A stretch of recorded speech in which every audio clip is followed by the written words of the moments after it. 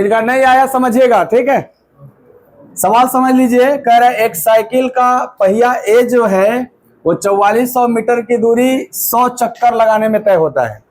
यानी कि वो पहिया एक चक्कर लगाता होगा तो केवल 44 मीटर दूरी तय करता होगा, तब है ना 100 चक्कर में 4400 दूरी तय कर लिया। दूसरा पहिया जो बी है वो ए से आधी दूरी, यानी ए ने 4400 तय किया तो क्या बी ने 2200 तय किया होगा, और उसके दुगना चक्कर लगाता है, यानी वो 100 चक्कर लगाया था कि 200 चक्कर लगाया होगा। तो बताओ, इनका नेचर तो पता चल ही गया कि जो पहिया ए है वो 100 चक्कर में 4400 मीटर। तो बताओ एक चक्कर में, सर एक चक्कर में मात्र 44 मीटर दूरी तय करेगा। ऐसे बी का नेचर देखते हैं, पहिया बी का। सर बोला आधी दूरी का मतलब 2200 मीटर, और दुगने चक्कर में यानी 200 चक्कर में। तो आप कहोगे बी का नेचर है 200 चक्कर में खाली 2200 मीटर, तो एक चक्कर में, सर एक चक्कर में मात्र 11 मीटर। यानी ये समझ में आ गया कि जो पहिया ए है वो एक चक्कर में 44 मीटर दूरी तय कर रहा है, और जो पहिया बी है वो एक चक्कर में खाली 11 मीटर चल रहा है। ये जो एक चक्कर में तय की गई दूरी होता है वो रेडियस पे डिपेंड करता है, इसीलिए रेडियस से सवाल किया गया है, त्रिज्या से। तो बताइए क्वेश्चन क्या है कि पहिया ए की जो त्रिज्या है वो बी की त्रिज्या का कितना परसेंट है। एक बात बताओ, क्या त्रिज्या का जो रेशियो होगा वही परिधि का भी रेशियो होगा? क्योंकि 2 पाई आर जो होता है उसमें 2 पाई तो कांस्टेंट होता है। दो अलग अलग सर्किल है, दो अलग अलग पहिया है, हाँ, उनके त्रिज्या का अनुपात जो होगा क्या वही उनके परिधि का भी अनुपात होगा? और जो परिधि का अनुपात होता है वो एक चक्कर में तय की गई दूरी का अनुपात होता है। ये जो दिख रहा है ना 44 मीटर एक चक्कर में और 11 मीटर, ये रेशियो जो होगा वो उनके रेडियस का भी रेशियो कहलाएगा। तो ए का रेडियस मान सकते हैं 44 मीटर। अगर मान लें कि ए का रेडियस 44 मीटर तो बी का रेडियस 11 मीटर ही होगा। इस 44 और 11 का रेशियो 4:1 दिख रहा है आपको। आप ऐसे बोल सकते हैं कि ए का रेडियस 4 यूनिट तो बी का रेडियस, ये रेडियस का ही रेशियो बन गया बाप। क्यों बन गया? क्योंकि देखो एक चक्कर में तय की गई दूरी परिधि होता है कि नहीं, तो 2 पाई आर ए और 2 पाई आर बी निकालेंगे, मतलब ए का रेडियस बी का रेडियस, क्या इसमें 2 पाई कैंसिल हो जाएगा? और ये 44:11 है ना, है, तो ये भी कैंसिल होकर 4:1 जो आएगा क्या वो रेडियस का रेशियो कहलाएगा? तो ए का रेडियस 4 यूनिट और बी का रेडियस 1 यूनिट। किसके बारे में पूछा? किससे तुलना करके? बी का कितना नीचे रहेगा ना, और परसेंटेज के लिए तो क्या आंसर हमारा 400% हो जाएगा। ऐसे भी दिख रहा था ना 400 है, 4 गुना को क्या कहते हैं? 400%। सीधे लगा देना था 400%। समझ में आ गया क्या? कोई दिक्कत?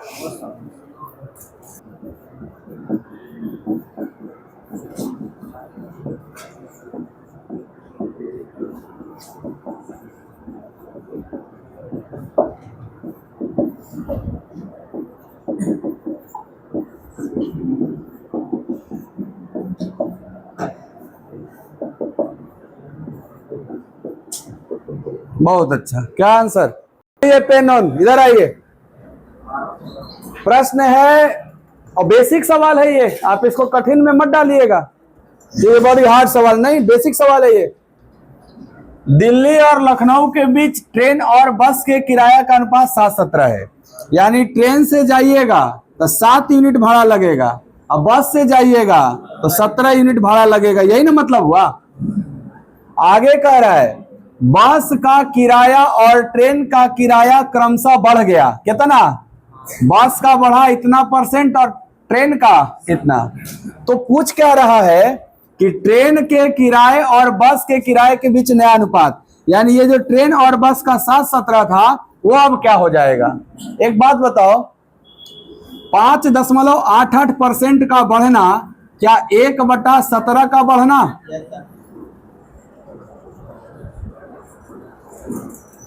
फ्रैक्शन टू परसेंटेज कन्वर्जन में 1/17 का मान लगभग 5.88 था कि नहीं? सर 7.14% का बढ़ना यानी 1/14 का बढ़ना नहीं करवाया गया था आपको? 1/14 फ्रैक्शन का परसेंटेज मान 7.14%। तो अगर बोला जाए कि कोई वैल्यू 7.14% बढ़ गई अर्थात 1/14 बढ़ गई ना, 5.88% बढ़ गई यानी 1/17 बढ़ गया ना। तो बताओ 5.88 किसका किराया बढ़ा है? बस का। ऑर्डर देखो, बस का किराया और ट्रेन का किराया क्रमशः बढ़ रहा है, यानी बस का ना बढ़ रहा है 5.88, तो बस का कितना था 17, ये कितना बढ़ रहा है 1/17। मैं 5.88 को बोल सकता हूं 1/17। तो बताओ 17 का 1/17 कितना होगा? एक ही तो होगा सर। पहले आप डायरेक्ट जोड़ दोगे कि निकाल के जोड़ोगे? तो निकालो 17 का 1/17। सर 17 का 1/17 निकालेंगे तो 1 ना आएगा, यानी 1 बढ़ेगा। तो 17 में 1 बढ़ेगा तो यानी इसका नया किराया 18 है। ये वाला 7.14 बढ़ा मतलब 1/14 बढ़ा। तो ये जो 7 था ये 1/14 बढ़ गया। तो डायरेक्ट जोड़े कि निकाल के? तो 7 का 1/14 निकाल लो, 0.5 ये 0.5 बढ़ेगा। क्या ये 7.5 होगा? ये बोला ये रेशियो में बताओ, नया किराया है ना, इसका रेशियो बताओ। आपको ये रेशियो बताने के लिए सर ये पॉइंट नहीं होता है रेशियो में, पॉइंट हटा दे तो क्या यहां 180 हो जाएगा? 75 और 180 इसको लिख सकते हैं क्या? अब काट दो, शॉर्टेस्ट फॉर्म में होता है ना। ये पॉइंट उड़ेगा, क्या यहां 0 बैठेगा? दोनों 15 से कटेंगे क्या? 15 से 75 कब बार में? अब 15 से 180, तो आंसर क्या हो गया? 5:12। पहला ऑप्शन हो जाएगा आंसर। आया समझ में? आप इसको 1/17 बढ़ा रहे थे, मैं फील कर रहा हूं। इसको 1/14 बढ़ा रहे थे। सर ऑर्डर पढ़ लीजिए सवाल का, इसीलिए वो गड़बड़े से बढ़ा रहा था एकदम। सवाल पढ़ लीजिए किसको क्या बढ़ाना है। आया समझ में? हाई याद रखने के लिए बोले थे 1/2, 1/3, 1/4, 1/5, 1/16। तो ऐसे था ना। तो देखो 1/14 1/17 का यूज आ ना गया, इसलिए याद रखिएगा तो जल्दी होगा, नहीं तो निकालना पड़ जाएगा आपको। बंद रहे ना हो तब 3%, 17 सही 1/2% और 37 सही 1/।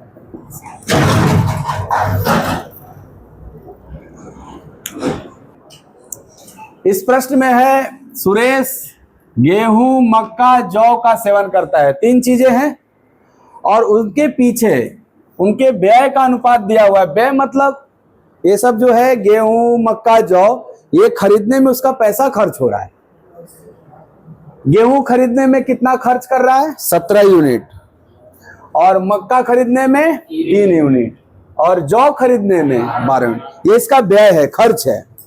कह रहा है कि इन वस्तुओं का जो मूल्य है, यानी ये जो गेहूं, मक्का और जौ थे, इनका मूल्य है वो बढ़ गया। कितना? 30, 50, 20। वो तो व्यय है ना, और ये बढ़ा कौन सी? मूल्य। तो बोल रहा है कि व्यय कितना % बढ़ जाएगा। अच्छा ये बताओ, साथ में ये भी बोला है कि खपत स्थिर रखना है। खपत स्थिर रखना है का मतलब ये हुआ कि जो किलो गेहूं खाता था उतने किलो खाएगा, खपत चेंज नहीं करे। ये नहीं कि दाम बढ़ गया तो 2 जून का रोटी 1 जून खाए, ऐसा नहीं है। यहाँ दाम कितनों बढ़े, जितना वो इस्तेमाल करता था उपयोग उतना ही करेगा। समझ में आ रहा है बात? जैसे मान लो 10 किलो गेहूं पहले खपत था, अभी भी उसको 10 किलो गेहूं खरीदना है, लेकिन दाम तो बढ़ गया है गेहूं का।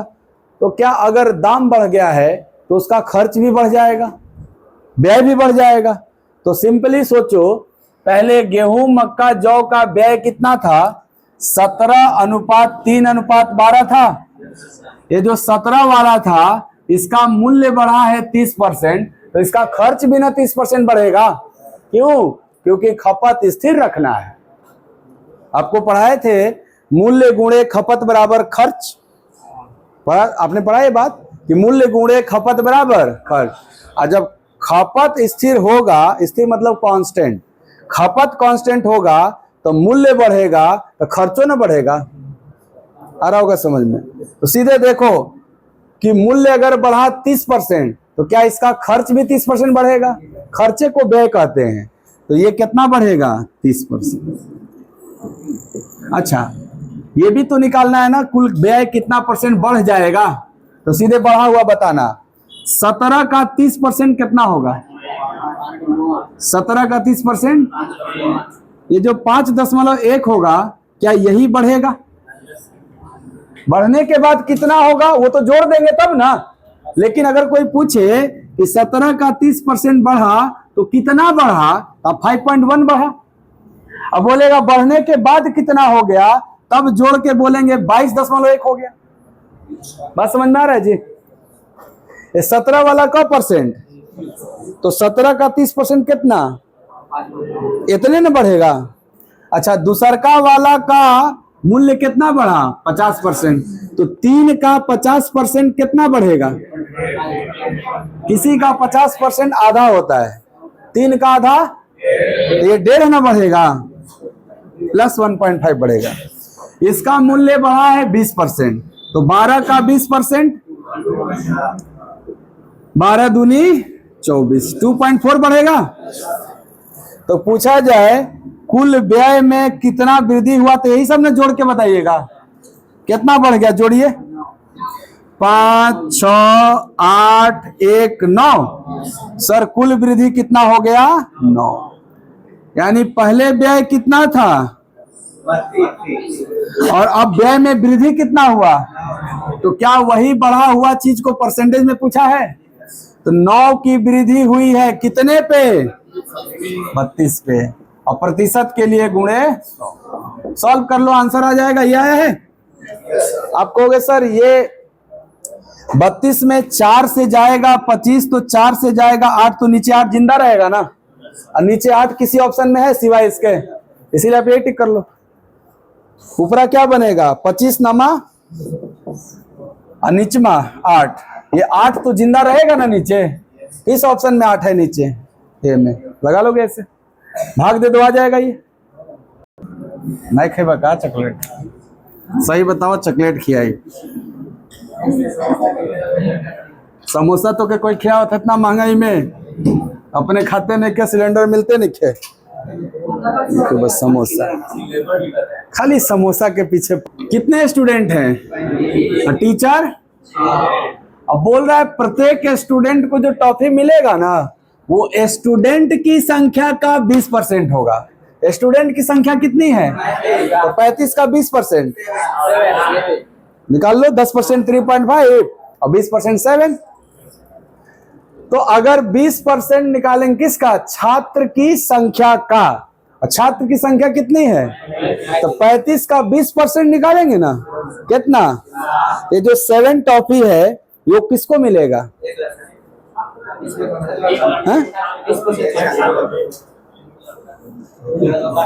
7 टॉफी आया, ये 7 टॉफी किसको दिया जाएगा? को छात्र को? हाँ, प्रत्येक छात्र, मतलब एक छात्र को। एक छात्र को को टॉफी, को छात्र है? अगर एक छात्र को 7 को मिलेगा तो 35 लोगों के पास कितना हो जाएगा? 35 गुणे 7। सर जी 35 गुणे 7 तो लइकन खातिर चाहिए, प्लस मास्टर साहब को 40% देना है। तो बताइए, अगर 20% का मान 7 आया तो 40% का मान 14 ना आएगा? डबल। तो ये जो 14 टॉफी मिलेगा किसको मिलेगा? प्रत्येक शिक्षक यानी एक टीचर को। एक टीचर को 14 तो क गो हैं, तो 6 गुणे 14 टीचर के लिए चाहिए। ये 7 कैसे आया है? 35 का 20% कितना? 7। और ये 35 का 40% कितना? 14। ये टीचर का है और ये स्टूडेंट का है, यही ना है जी।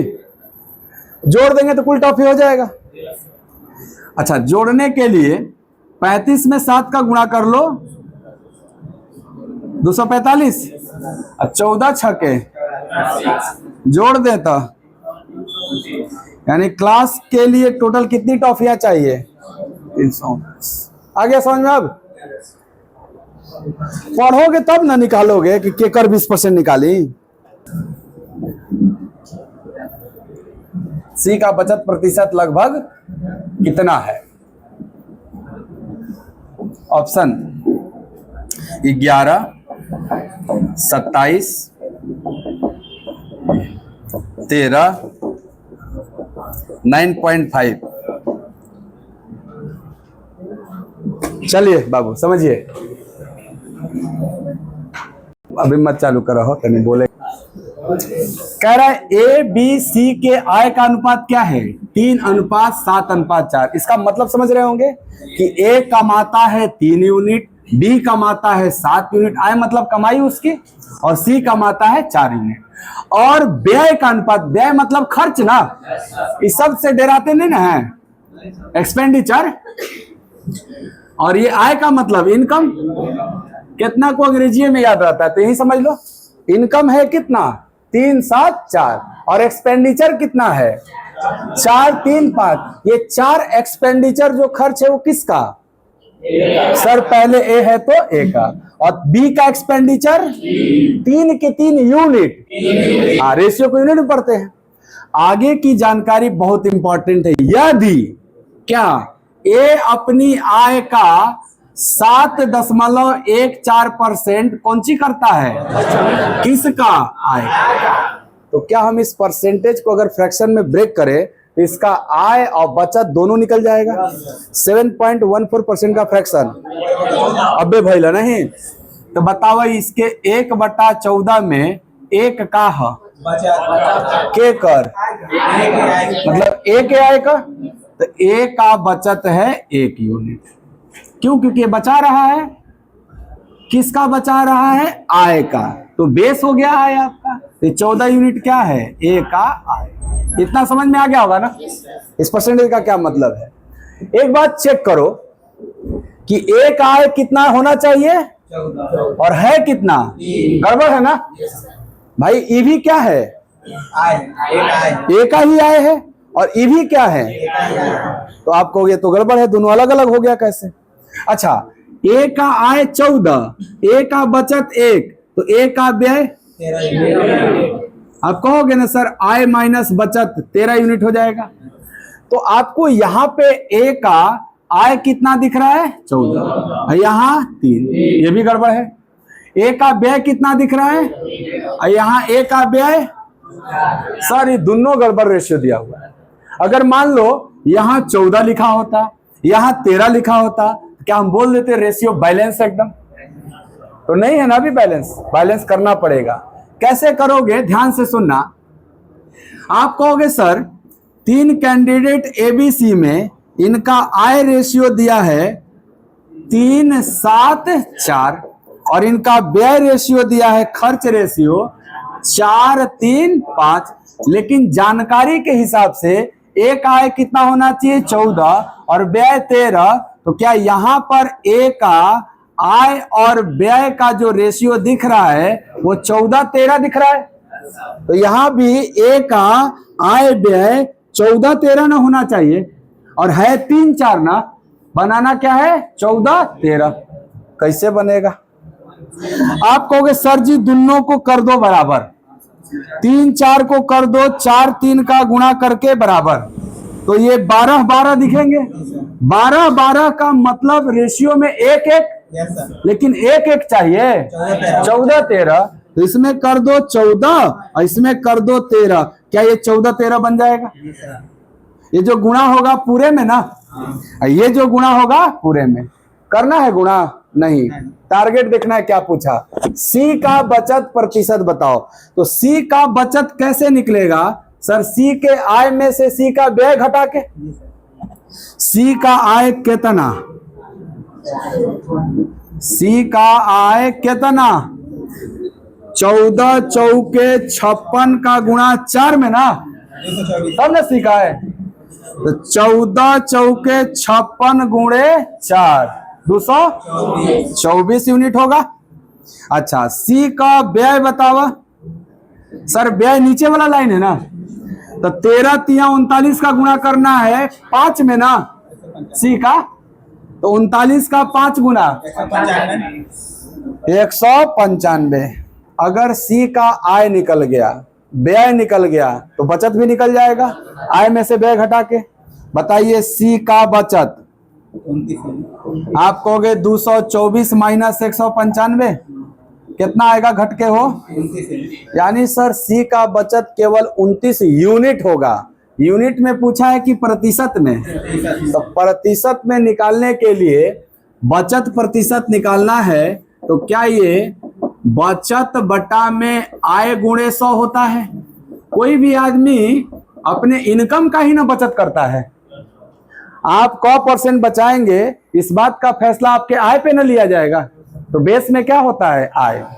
चलिए, अगर हमें बचत प्रतिशत चाहिए तो आप कहोगे बचत कितना, कमाई कितना, कमाया कितना?